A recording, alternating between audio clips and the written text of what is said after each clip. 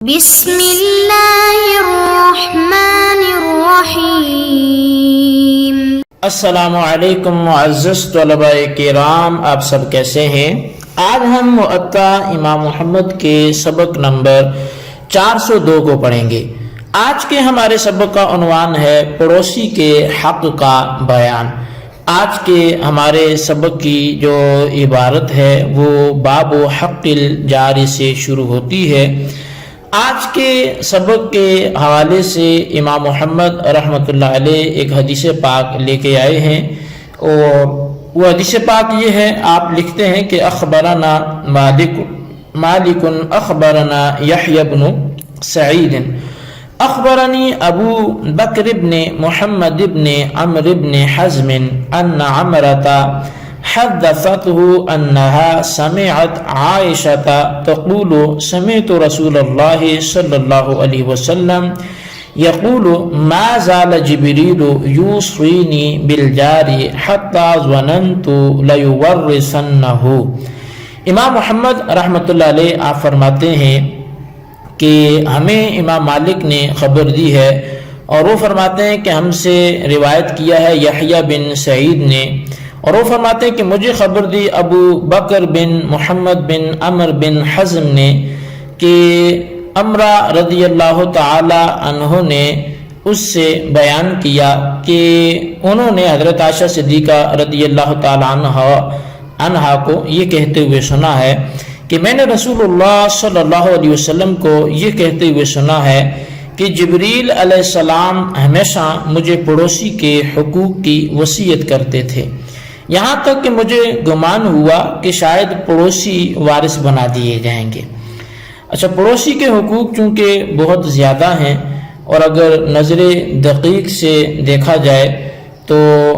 برے پڑوسی سے بڑھ کر خدا کی خدائی میں کوئی بلا نہیں ہے، یعنی ایک مبالغہ ہے کہ بہت بڑی مصیبت ہوتا ہے، کیونکہ جس کا برا پڑوسی ہو، نہ اس کی جان کی حفاظت ہے، نہ اس کے مال کی حفاظت ہے، نہ اس کی عزت کی حفاظت ہے،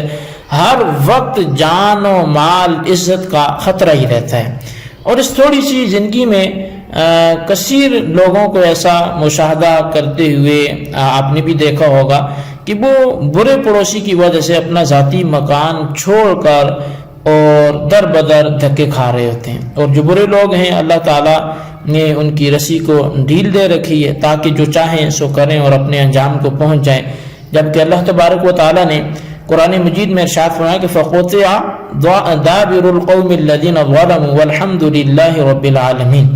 کہ بس ظالموں کی جڑ کاٹ دی گئی، اور تمام تعریفیں تو اللہ تعالیٰ کے لیے ہیں جو رب ہے عالمین کا۔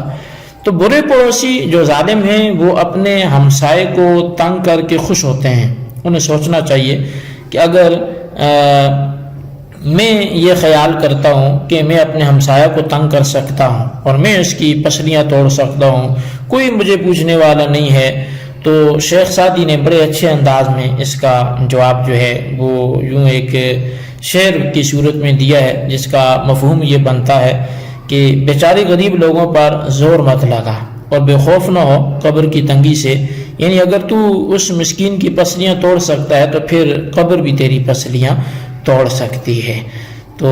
یعنی اگر مظلوم دل سے آہ نکالتا ہے تو وہ کیچڑ اور پانی کو بھی جلا دیتی ہے، یعنی کیچڑ اور پانی وہ چیزیں ہیں جن کو آگ نہیں جلاتی، لیکن مظلوم کی آہ اس کیچڑ اور پانی کو بھی جلا دیتی ہے۔ اس لیے برے پڑوسی کی وعید اور برائی میں جو ہے وہ بڑی احادیث آئی ہیں، اور نیک پڑوسی کے بارے میں بھی احادیث جو ہیں وہ موجود ہیں۔ الترغیب و ترہیب میں حضرت ابو ہریرہ رضی اللہ تعالیٰ عنہ کے راوی ہونے کے حوالے سے ایک حدیث پاک موجود ہے کہ ایک آدمی رسول اکرم صلی اللہ علیہ وسلم کے پاس آیا تو اس نے اپنے پڑوسی کی شکایت کی، تو آپ نے فرمایا کہ جا صبر کر۔ اس کے بعد پھر وہ 2-3 دفعہ آیا تو آپ نے فرمایا کہ اپنے گھر کا سامان نکال کر راستے میں ڈال دے، تو اس نے ایسے کر دیا، تو اس کے سامان کے پاس لوگ گزرنے شروع ہوئے، تو وہ اس سے معاملہ پوچھتے تو وہ اسے اپنے پڑوسی کی خبر دیتا، تو لوگ اس پر لعنت کرتے، تو اللہ تعالیٰ نے بھی اس کو لعنتی بنا دیا، اور بعض اس پر بددعا کرتے۔ تو وہ تنگ کرنے والا پڑوسی اس کے پاس آیا اور اسے کہنے لگا کہ سامان واپس لے چلو، اور تو ہرگز میری طرف سے آئندہ کوئی ناجائز چیز نہیں دیکھے گا۔ تو اب یہ جو ہے امام حاکم نے بھی اس حدیث پاک کو ذکر کیا ہے۔ تو یہ ایک برے پڑوسی کے حوالے سے حدیث پاک تھی کہ وہ اس ایک حکمت بھرے طریقے سے کیسے پھر راہ راست پہ آ گیا۔ اسی طرح ایک دوسری حدیث پاک ہے، وہ بھی ترغیب و ترہیب کی ہے، اور اس کو بھی امام حاکم نے بیان کیا ہے اور صحیح الاسناد ذکر کیا ہے، مصنف ابن ابی شیبہ نے بھی بیان کیا ہے۔ حضرت ابو ہریرہ رضی اللہ تعالیٰ عنہ راوی ہیں کہ انہوں نے کہا کہ ایک آدمی نے کہا یا رسول اللہ کہ فلاں آدمی نماز، روزے اور صدقے تو بہت زیادہ دیتا ہے، لیکن پڑوسی کو زبان سے تکلیف دیتا ہے، تو فرمایا کہ وہ جہنمی ہے۔ عرض کی یا رسول اللہ فلاں آدمی نماز روزے تو کم ہی پڑھتا ہے، لیکن وہ جو پنیر ہیں ان کے ٹکڑوں کا صدقہ کرتا ہے اور پڑوسی کو تکلیف نہیں دیتا۔ تو اب نبی علیہ السلام کی حدیث پاک جو ہے وہ آپ نے سماعت کی، اس حوالے سے اس کی مغفرت کی بشارت جو ہے وہ روایات میں ملتی ہے۔ تو اب صحابہ کرام نے عرض کیا یا رسول اللہ فلاں آدمی دن کو روزہ رکھتا ہے اور رات کو نفل پڑھتا ہے اور پڑوسی کو تکلیف دیتا ہے، تو آپ نے فرمایا وہ جہنمی ہے۔ صحابہ کرام عرض کی کہ فلاں آدمی کبھی کبھی نماز پڑھتا ہے اور پنیر کے ٹکڑوں کا صدقہ کرتا ہے اور اپنے پڑوسی کو تکلیف نہیں دیتا، تو فرمایا وہ جنتی ہے۔ تو اصل جو چیز ہے وہ مطلب اس سے پڑوسی کی اہمیت کو اجاگر کرنا ہے کہ پڑوسی کی بڑی اہمیت ہے، اور جو ہم نے حدیث پاک ابھی کتاب میں پڑھی تو وہ بھی کچھ کم مفہوم نہیں سمیٹے ہوئے، وہ بھی بہت کچھ بتلا رہی ہے کہ مجھے یہ گمان ہونے لگا کہ شاید وراثت میں سے جو ہے وہ حقدار ٹھہرا دیا جائے، اتنا قریبی حق ہے۔ یہاں ایک مزید روایت میں آپ کے سامنے رکھوں گا، اور یہ جو روایت ہے اس روایت کو بھی جو ہے وہ الترغیب و ترہیب میں ذکر کیا گیا۔ عمر بن شعیب اس کے راوی ہیں، وہ اپنے والد سے روایت کرتے ہیں، وہ اپنے دادا سے روایت کرتے ہیں، اور وہ کہتے ہیں کہ نبی علیہ السلام نے فرمایا کہ جس آدمی نے اپنا دروازہ پڑوسی کے سامنے بند کر دیا اپنے اہل اور مال کا خوف کھاتے ہوئے، تو وہ مومن کامل ہی نہیں ہے، اور نہ وہ مومن کامل ہے کہ جس کا پڑوسی اس کے شر سے محفوظ نہ ہو۔ نبی علیہ السلام نے فرمایا کیا تو جانتا ہے کہ پڑوسی کا کیا حق ہے؟ جب وہ تجھ سے مدد مانگے تو تو اس کی مدد کر، اور جب وہ تجھ سے قرض مانگے تو تو اسے قرض دے، اور جب وہ بھوکا ہو تو اس کی مدد کر، جب مریض ہو تو اس کی عیادت کر، اور جب اس کی کوئی اچھی شے ملے تو اس کو مبارکباد بھیج، اور جب اس کو کوئی تکلیف مصیبت پہنچے تو اس کی دلجوئی کر، اور جب وہ مر جائے تو اس کے جنازے میں شامل ہو، اور اپنے مکان کو اتنا بلند نہ بنا کہ پڑوسی سے ہوا رک جائے، مگر وہ اجازت دے دے تو پھر جائز ہے، اور اپنے پڑوسی کو اپنی ہنڈیا کی خوشبو کے ساتھ تکلیف نہ دے، مگر یہ کہ اس سے بھی کچھ اس کو دے دے، اور اگر تو پھل کو خریدے تو پڑوسی کو بھی بطور ہدیہ بھیج، اور اگر ایسا نہ کر سکے تو پوشیدہ طور پر پھل کو لے اور اپنے گھر میں داخل ہو جا، اور تیرا بچہ بھی پھل کو لے کر باہر نہ نکلے تاکہ پڑوسی کا بچہ اسے دیکھ کر پریشان نہ ہو۔ تو یہ ایک کتنی جامع حدیث ہے پڑوسی کے حقوق کے حوالے سے۔ اسی طرح اسی کتاب میں حضرت عبداللہ بن عباس رضی اللہ تعالیٰ عنہما سے ایک روایت ہے، نبی پاک صلی اللہ علیہ وسلم نے فرمایا کہ وہ آدمی مومن ہی نہیں ہے جو اپنا پیٹ بھر لے اور اس کا پڑوسی بھوکا ہو۔ تو یہ کامل مومن کی نفی پر کئی احادیث آپ سن رہے ہیں۔ اسی طرح ایک انصار کے ایک آدمی سے روایت ہے، وہ کہتے ہیں کہ میں اپنی بیوی کے ساتھ نبی پاک صلی اللہ علیہ وسلم کے پاس گیا، تو وہاں آپ کے پاس ایک آدمی کھڑا تھا جو کہ آپ کی طرف متوجہ تھا۔